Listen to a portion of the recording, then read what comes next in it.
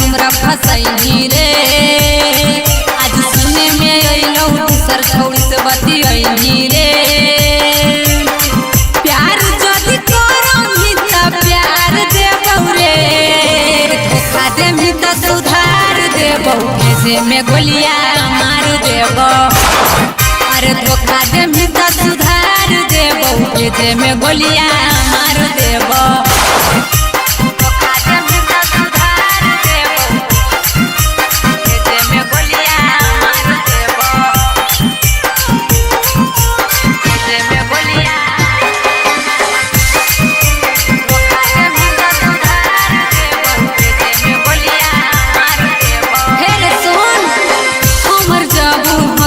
छौड़ा त हमरे बन के रहे रे।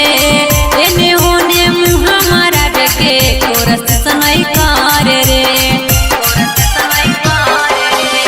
हमर जाबू मखीरे छौड़ा त हमरे बन के रहे रे। एने ओने मुँह हमारा बेके कोरस सनई करे रे। हम अपन दिनों की तोरे पवार देबौ रे। धोखा देमि त सुधार देबौ, भेजे में गोलिया मार देबौ। अरे धोखा देमि त सुधार देबौ, भेजे में गोलिया मार देबौ। धोखा देमि त सुधार देबौ, भेजे में गोलिया मार देबौ। भेजे में गोलिया। धोखा देमि त सुधार देबौ, भेजे में गोलिया मार देबौ। लगई मिदा दिले देबौ चीर रे। तोरा यो भी पता कहाँ हो कि हो पूजा यो हीर रे। दूसरा से दिला लगई मिदा दिले देबौ चीर रे। तोरा यो भी पता कहाँ हो कि हो पूजा यो हीर रे।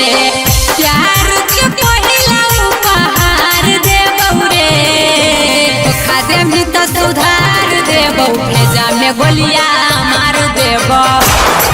अरे धोखा देमि त सुधार देबौ, सीना में गोलिया मार देबौ। Presented by Colors Recording Studio, Chewala।